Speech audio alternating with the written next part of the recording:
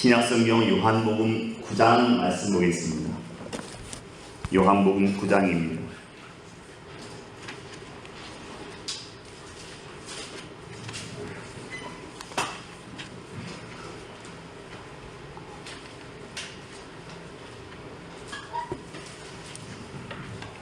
요한복음 9장 1절로 7절까지입니다. 요한복음 9장 1절로 7절까지 신약성경 160쪽입니다. 한 절씩 교독합니다. 예수께서 길을 가실 때에 날 때부터 맹인된 사람을 보신지라.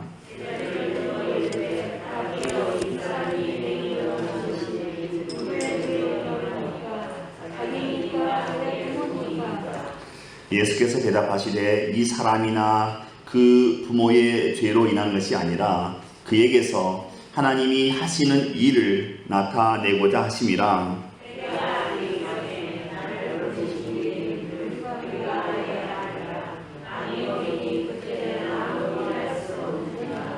내가 세상에 있는 동안에는 세상의 빛이로라.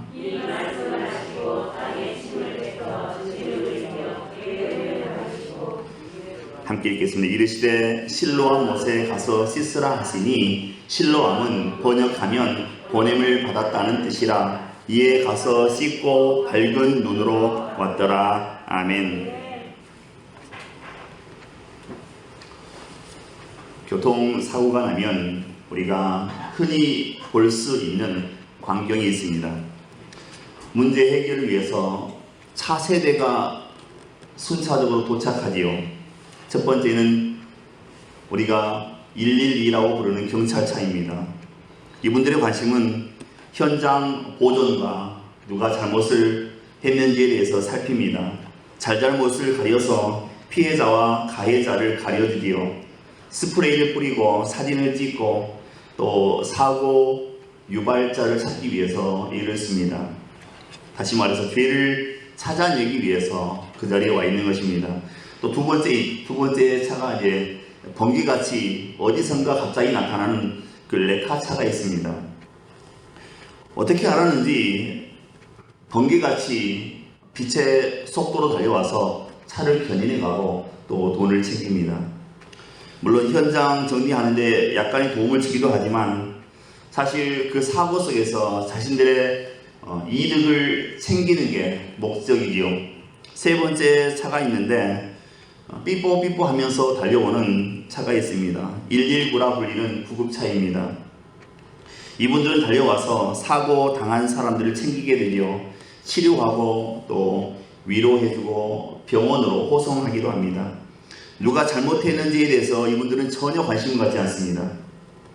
환자가 우선입니다. 어떻게 하면 도와줄 수 있는지 이것만 생각하는 사람들입니다. 살리는 데 목적을 두고 있는 사람들이 이 세 번째 사람들입니다. 우리는 세상을 살아가면서 흔히 여러 종류의 사람을 만납니다. 도덕적이고 윤리적인 사람들, 112 같은 그런 사람들이 있고요. 또 이기적인 사람들, 레카차처럼 이기적인 자기의 목적만 생각하는 사람들이 있습니다. 세 번째 삶은 119 같은 사람들입니다. 남에게 어찌하든 헌신하고자 하는 그런 사람들이 있습니다. 그런데 우리가 사실 우리의 삶을 돌아보면 우리의 삶의 몇 년을 자세히 살펴보면 대부분의 생각이 또 삶의 방식이 굉장히 이기적이라는 걸 알게 됩니다. 이 구급대원들처럼 다른 사람을 위해서 헌신하는 이기적인 그 반대말 이타적인 삶을 사는 사람들은 그리 많지 않습니다. 종교개혁자 존 칼빈이라고 하는 분이 있습니다. 이분 때문에 우리 장로교가 시작되었습니다. 존 칼빈이라고 하는 분이 계시는데 이분이 이런 얘기를 했습니다. 우리가 다른 사람의 고난을 볼 때 흔히 저지르기 쉬운 세 가지 실수가 있다, 그런 얘기를 했습니다. 첫째는 그 고난이 죄 때문이라고 정죄한다는 것입니다. 불행과 죄를 직결시켜 버린다는 것이지요. 내 불행에 대해서는 의로움 때문이라고 하고 남의 불행에 대해서는 죄 때문이다, 이렇게 평가한다는 것입니다. 나는 의를 위해서 핍박을 받고 있고 고생하고 다른 사람의 고생은 벌 받는 것이다 이렇게 평가하는 것입니다. 죄의 문제로 돌려버리는 것입니다. 우리가 흔히 하는 얘기로 내로남불입니다. 내가 하면 로맨스, 남이 하면 불륜 뭐 이런 식입니다. 둘째는 남의 그 고난에 대해서 이해심이 없다는 것입니다. 이해해 보려고 하거나 또 관대한 눈으로 보려 하지 않고 엄격하게 심판해 버린다는 것입니다. 저 사람 지금 얼마나 어려울까, 얼마나 부득이한 사정이 있었을까 이런 생각을 하지 않는 것입니다. 상대방의 고통을 돌아보지 않고 정죄하는데 온 신경을 다 바치고 있습니다. 세 번째는 자기만은 예외시한다는 것입니다. 나와 상대방은 근본적으로 다른 것처럼 생각하고 자신은 예외 규정에 넣어버리는 것입니다. 그래서 남을 쉽게 정죄하는 것이죠. 다른 사람들의 심리를 잘 표현하고 있는 그런 말인 것 같습니다. 오늘 본문에도 이 이야기가 그대로 적용되어서 나타나고 있습니다. 예수님과 제자들이 길을 가다가 태어나면서부터 소경된 사람, 맹인된 사람을 만나셨습니다.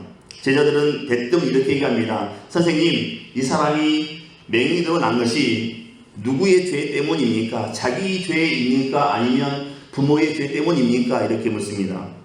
이 질문이 사람들이 소경을 바라보는, 맹인을 바라보는 관점이다 하는 것입니다.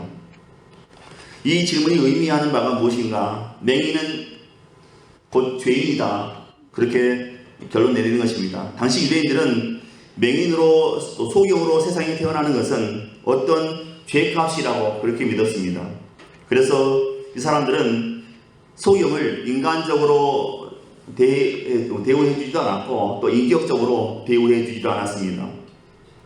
제자들도 그러한 사고방식에 물들어 있었습니다. 그래서 맹인이 죄인인 것은 분명한 것 같은데 그렇다면 누구의 죄 때문인지 지금 예수님께 묻는 겁니다. 저건 분명히 죄야. 저거 소경으로 태어난 분명히 죄인데 저 죄가 누구의 죄인가? 자기의 죄인가? 부모의 죄인가? 이것만 지금 제자들이 묻고 있는 겁니다. 예수님께서 이렇게 대답하십니다. 3절입니다. 예수께서 대답하시되 이 사람이나 그 부모의 죄로 인한 것이 아니라 그에게서 하나님이 하시는 일을 나타내고자 하심이라 이렇게 말씀하십니다. 여기서 우리가 오해하지 말아야 할 것이 있습니다. 그것은 하나님께서 한 인간을 환난 가운데, 고통 가운데 몰아넣으신 다음에 그를 건져주시면서 이제 나에게 영광을 돌려라, 그렇게 요구하시는 분은 아니다라는 것입니다. 인간이 당하는 고난, 즉 질병과 장애, 사고와 실패, 장애와 죽음, 이 모든 것은 아담의 그 범죄 후에 온 인류에게 임한 형벌인 것입니다. 우리가 원죄라고 하죠. 죄는 크게 두 가지가 있습니다. 원죄, 이건 아담 때문에 우리에게 딸려오는 죄입니다. 자범죄라고 합니다. 내가 스스로 짓는 범죄가 있습니다. 그래서 우리가 죄를 짓건 짓지 않건 인간은 살아가는 동안에 밤과 낮, 추위와 더위, 기쁨과 슬픔, 성공과 실패, 출생과 죽음, 또 병 걸림과 치유 등이 계속해서 반복되는 것입니다. 그러므로 하나님께서 우리를 고난 가운데 집어넣은 것이 아니라 아담의 범죄로 인해서 인간이 짊어지고 가야 하는 형벌입니다. 이것이 이제 낮과 밤, 추위와 더위 뭐 이런 내용들입니다. 이런 인간의 저주에서 하나님께서 건지시는 것이, 우리를 건져주시는 것이 하나님의 일이다, 그렇게 말씀하시는 것입니다. 4절입니다. 때가 아직 낮음에 나를 보내신 이의 일을 우리가 하여야 하리라. 밤이 오리니 그때는 아무도 일할 수 없느니라. 이렇게 또 말씀하십니다. 본문에서 주님은 때를 지금 말씀하고 있습니다. 그러면서 말씀하시기를 아직은 낮이다 이렇게 말씀하십니다. 이어서 말씀하시기를 밤이 오겠다 이렇게 말씀하십니다. 여기서 낮은 무엇이고 밤은 무엇인가? 여기서 낮은 예수님께서 제자들과 함께 계시는 그 시간을 의미합니다. 그리고 밤은 아주 짧은 시간을 의미하는데 예수님께서 그들과 함께 하시지 않는 그 시간을 밤이라고 합니다. 예수님께서 십자가에 돌아가시고 또 오순절 성령이 임하기까지 그 기간을 밤이라고 이렇게 표현하신 것입니다. 그러면서 주님께서는 아직 낮이니까 나를 보내신 이의 일을 우리가 하여야 하리라 이렇게 말씀하십니다. 밤에는 일을 할 수가 없다, 이런 말씀입니다. 5절입니다. 내가 세상에 있는 동안에는 세상의 빛이로라. 예수님께서 아직 낮이라고 하신 이유는 빛이신 당신이 주님께서 함께 하고 계셨기 때문입니다. 그렇다면 지금 우리가 살고 있는 이 시대는 낮이겠습니까? 밤이겠습니까? 당연히 낮이지요. 예수님의 영인 성령께서 우리 가운데 오셔서 우리 안에 계시고 또 우리에게 말씀을 깨닫게 하시고 또 우리의 길을 인도하시기 때문에 지금은 역시 낮입니다. 그래서 지금 우리가 살고 있는 시대는 낮이라는 것입니다. 그래서 우리는 낮인 지금 하나님의 일을 해야 한다 하는 사실입니다. 우리에게 이 밤은 종말의 때를 가리킵니다. 그때는 아무것도 우리가 할 수가 없습니다.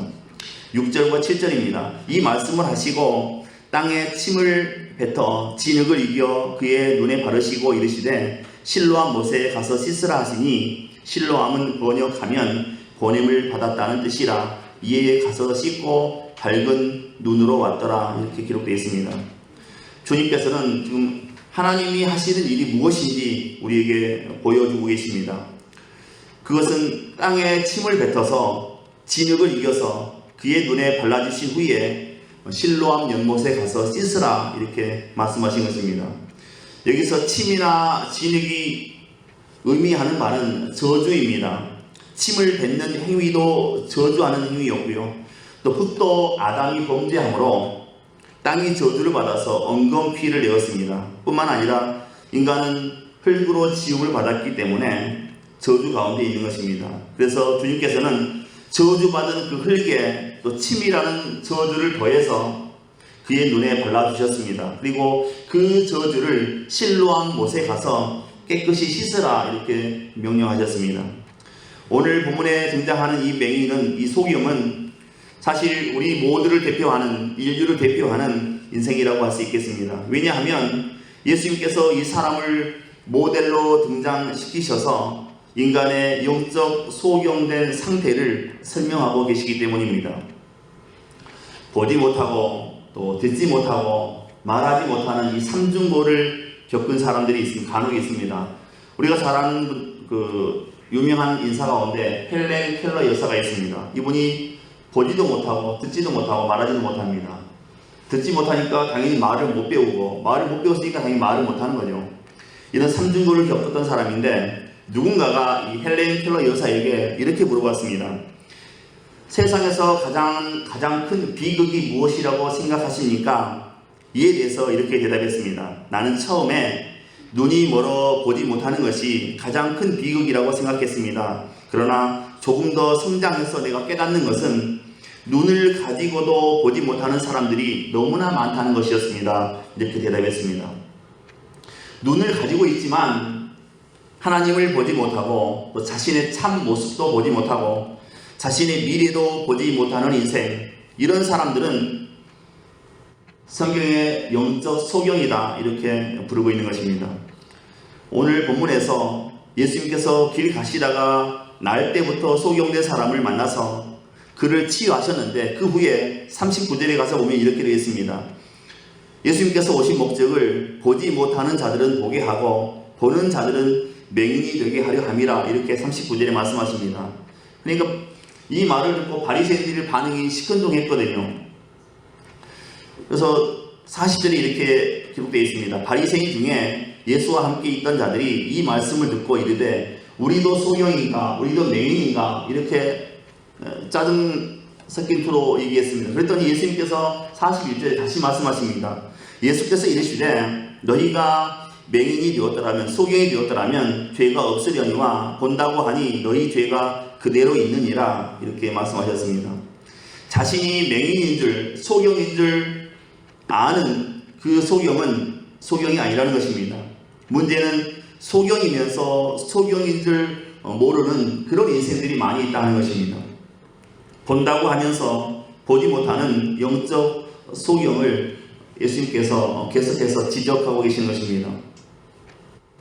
우리가 이 고통을 긍정적으로 볼 수 있는 두 가지 요건이 있습니다. 첫째는 의미의 문제입니다. 의미. 무슨 의미인가? 그 고난이 과연 의미가 있느냐 하는 것입니다. 우리가 혹독한 고난을 당해도 의미만 있다면, 다시 말해서 명분이 좋다든가 목적이 좋다든가 또 다른 사람들이 인정해 준다면 우리는 그 고난을 넉넉히 견뎌낼 수 있습니다. 어떤 고난이든 우리는 감당해낼 수 있습니다. 그런데 아무런 의미가 없습니다. 아무리 생각해봐도 내가 겪는 고난에 의미가 없습니다. 생각에 생각을 거듭해 보아도 무의미합니다. 그러면 이제는 더 이상 참을 수가 없게 되죠. 내가 고난을 당하여 다른 사람이 사는 것도 아니고 또 그가 행복해지는 것도 아닙니다. 이렇게 의미 없는 고난, 명분 없는 고난, 이런 고난이 이제 절망스럽다는 것입니다. 그래서 이 고난이라고 하는 것은 의미의 문제이다 하는 것입니다. 우리가 고난을 놓고 이 고난이 무겁다 가볍다 이렇게 평가할 수는 없습니다. 그렇게 저울질할 수는 없습니다. 그러나 이 고난에 의미가 있느냐 없느냐, 이것은 스스로도 알 수가 있습니다. 의미가 있다면 참고 견딜 수가 있겠지만 의미가 없다면 그 고난은 고통스럽고 억울하게 생각될 것입니다. 우리가 이 고통을 긍정적으로 볼 수 있는 두 번째 요건은 소망의 문제 때문입니다. 오늘은 비록 고난을 당하고 있지만 그러나 내일은 좋은 일이 있을 것이다. 이런 생각이 들면 그 고난은 당할만 합니다. 견딜만 합니다. 그러기에 옛날 어르신들은 젊어 고생은 사서도 한다 이런 말도 하셨습니다. 이렇게 미래적인 의미, 소망적인 의미가 고난 가운데 있으면 그런 고난은 누구든지 감당해낼 수 있습니다. 누구든지 다 극복해낼 수가 있습니다. 그런데 이렇게 의미라든가 또 소망의 문제가 아닌 것들이 있습니다. 이것도 아니고 저것도 아닌 이런 고난들은 정말 스스로 감당해내기 어렵다는 것입니다. 나면서부터 속용된 이 사람을 한번 생각해 보시기 바랍니다. 이 사람의 경우에는 지금 자기가 이렇게 고생하고 있지만 아무 의미가 없습니다. 생각해보면 앞을 못 보는데 아침마다 나와서 성전 문에 앉아서 구걸하고 앉아있고, 집에 밤 되면 밤인지도 모르는데 퇴근해야 되고, 아침이면 아침인지도 모르는데 출근해야 되고, 자기가 가만히 생각해보면 내가 도대체 왜 사는지, 뭘 위해 살고 있는지 알 수가 없습니다. 이제 이런 고난이 힘들다는 거죠. 이 사람은 나면서부터 소경이었기 때문에 죽을 때까지 소경입니다. 지금 고생하고 있지만 그러나 이 고생으로 장차 내가 나아질 것이다, 내 형편이 나아지거나 내가 명예로워질 것이다, 이런 보장이 눈꼽만큼도 없습니다. 그렇기 때문에 이런 고난 가운데 있으면 힘들고 그런 고난은 이제 우리 극복하기 힘들다는 것입니다. 주님께서는 인간이 겪고 있는 환난과 또 고난의 이유가 과거에 있지 않고 미래에 있다고 말씀하십니다. 내가 지금 겪고 있는 고난은 나의 과거 때문에 겪는 게 아니다, 미래를 위해서 겪는 것이다, 이렇게 말씀하시는 겁니다. 과거의 죄 때문이 아니고 하나님의 일을 나타내기 위해서 소경으로 이 사람은 태어났다, 그렇게 말씀하신 것입니다. 근데 고난을 겪으면서 내가 뭐 잘못했나, 내가 지난번에 뭐 실수했는데 그것 때문에 하나님이 나를 치는가, 이렇게 내 삶을 뒤집어 엎으시는가, 그렇게 생각할 필요가 없다는 것입니다. 그렇게 생각하면 더 문제가 어려워집니다. 더 꼬이고 더 답이 없어지는 것입니다. 제가 늘 중간쯤에 유머를 했는데 오늘 한번 찬송을 불러보겠습니다. 지금 대강절입니다. 대강절에 맞는 찬송 하나 부르고 계속하겠습니다. 찬송가 112장 불러보겠습니다.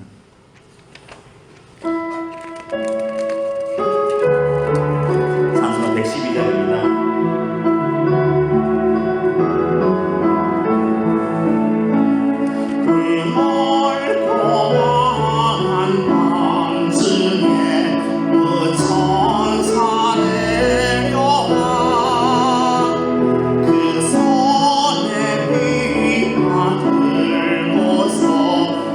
다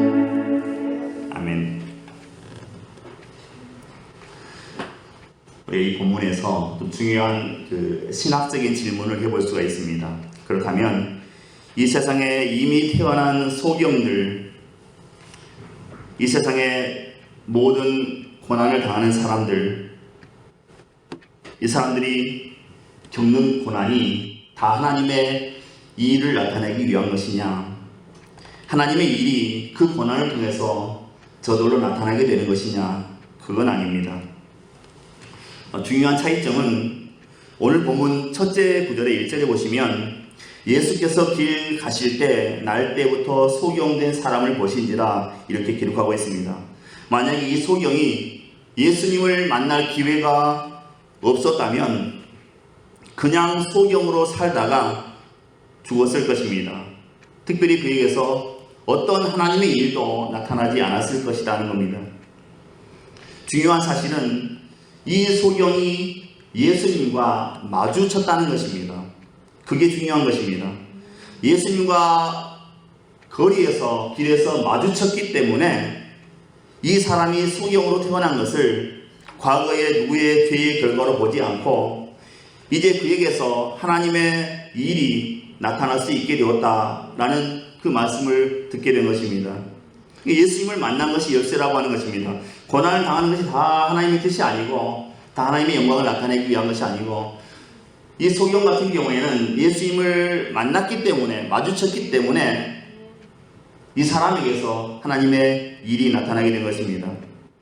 예수님을 만났기 때문에 그것이 가능해진 것입니다. 예수님은 우리 삶에 하나님의 일이 나타나게 하시는 열쇠가 된다는 것입니다. 예수님이 없다면 우리 삶에 하나님의 일이 나타나지 않는 것입니다. 우리 삶에 하나님을 만나는 일도 없습니다. 예수님이 우리에게 오시지 않았다면 우리가 하나님을 체험하는, 경험하는 일도 우리에게 없습니다. 예수님 없이는 우리가 하나님을 알 수도 없습니다. 요한복음 14장 6절에 나로 말미암지 않고는 아버지께로 올 자가 없느니라 이렇게 예수님 말씀하셨습니다. 예수님으로 말미암지 않고는 우리 삶에 하나님의 일은 결코 나타나지 않는다는 것입니다. 나면서 소경된 것은 본인의 탓이 아닙니다. 누가 불편하게 소경으로 태어나고 싶겠습니까? 부모의 탓도 아닙니다. 어느 부모가 자기 자식을 눈먼 봉사로 소경으로 낳고 싶겠습니까? 불행한 일이지요. 이렇게 태어났다는 건 불행한 일이죠. 안타까운 일입니다. 그러나 어느 누구도 이걸 원하지는 않았습니다. 나면서 소경되고 그것도 가난한 집에 태어나서 평생 거지 노릇을 해야 하고 이 사람은 설명할 길이 없을 만큼 불행한 사람입니다. 이 사람을 두고 지금 제자들이, 예수님의 제자들이 이렇게 시기하는 것은 결코 옳지 않다는 것입니다. 이 사람의 불행 앞에 제자들이 하는 얘기가 누구 죄 때문입니까? 저 사람입니까? 부모입니까? 이렇게 묻는 것은, 이렇게 시기하는 것은 결코 온당하지 않다는 것입니다. 그러나 우리 주님께서는 이 사람에게 말씀을 주십니다. 과거가 원인이 아니었다. 미래의 목적이 있다. 이런 말씀을 예수님께서 이 소경에게 주셨습니다. 하나님의 하시는 일을 나타내고자 하십니다. 이런 말씀입니다. 이 말씀은 제자들의 그 사고방식을 완전히 뒤집어 엎는 말씀입니다. 분명히 저건 죄 때문이라고 생각했는데 예수님은 그렇게 말씀하지 않으셨습니다. 죄 때문이 아니다.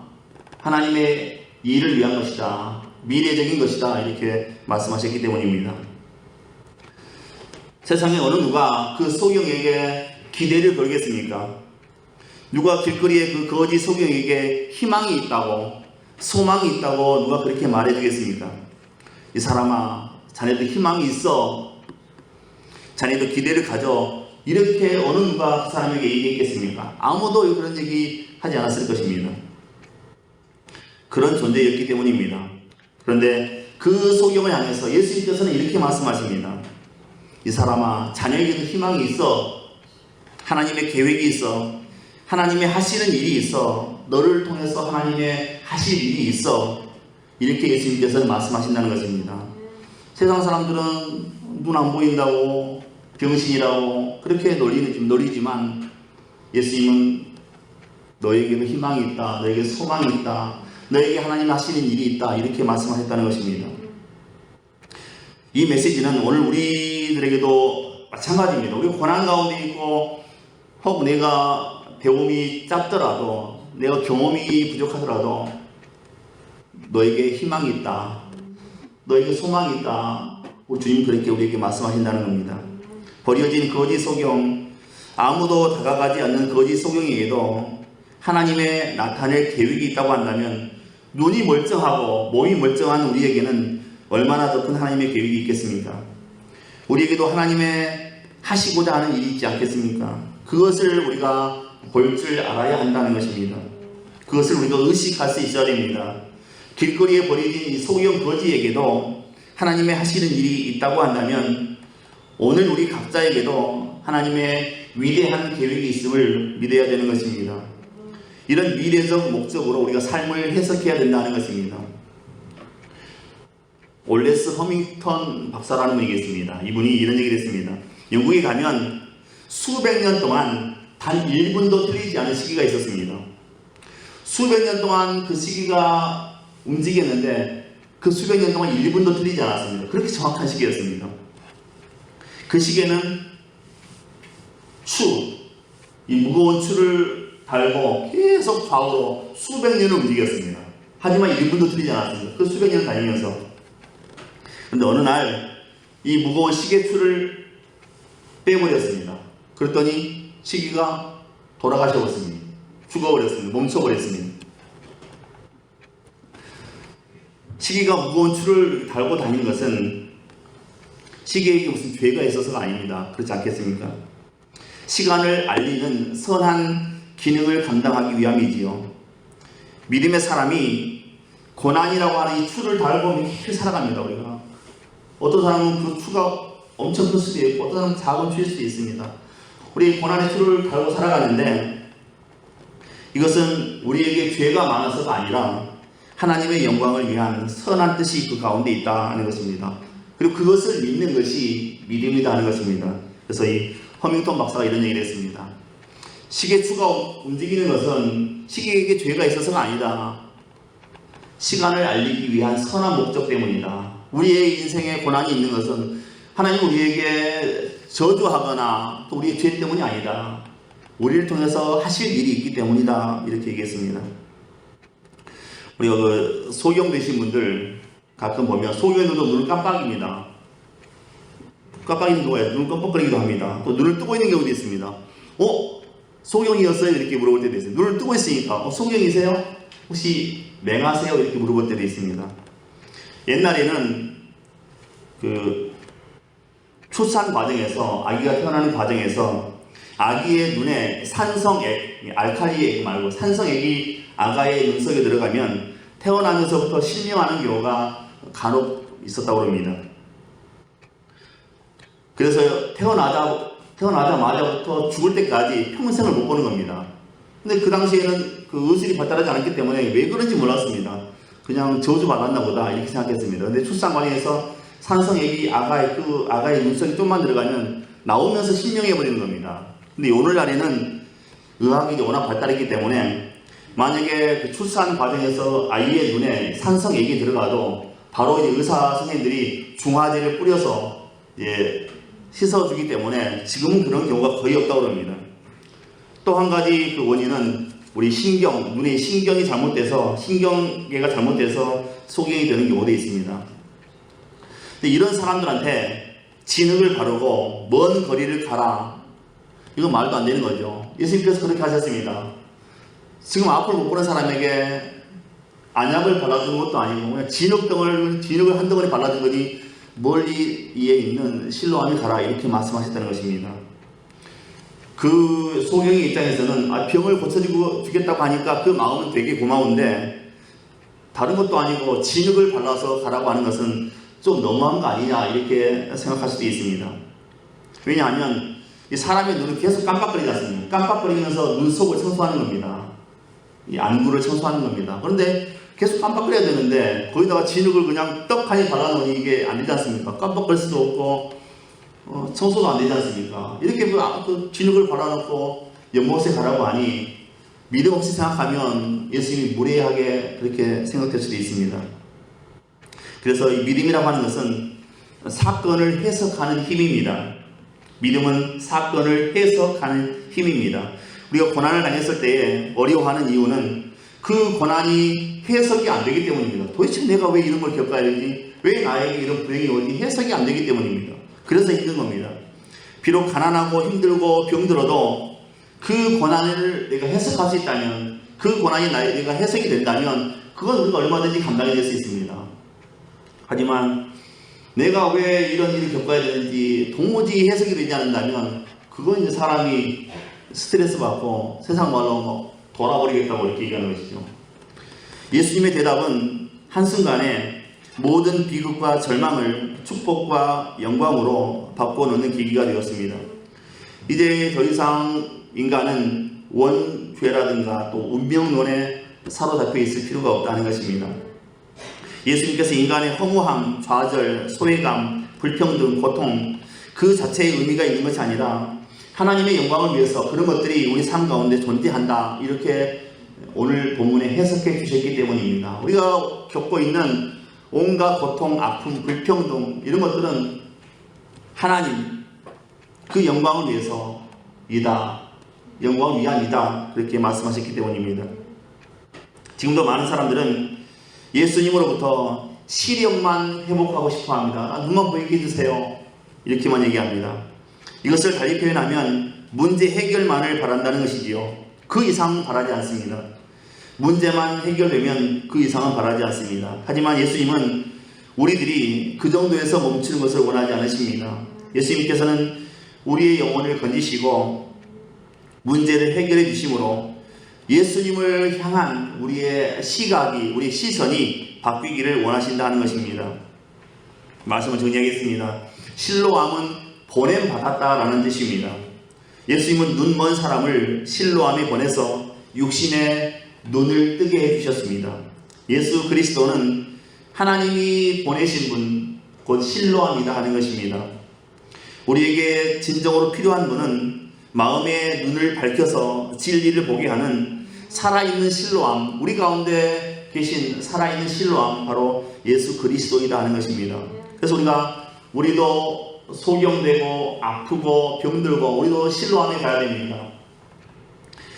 그 실로암에 가서 그 성령의 생수에 우리 온몸을 담궈야 하는 것이지요. 그리고 새 하늘과 새 땅을 바라보는 눈을 떠야 되는 것입니다.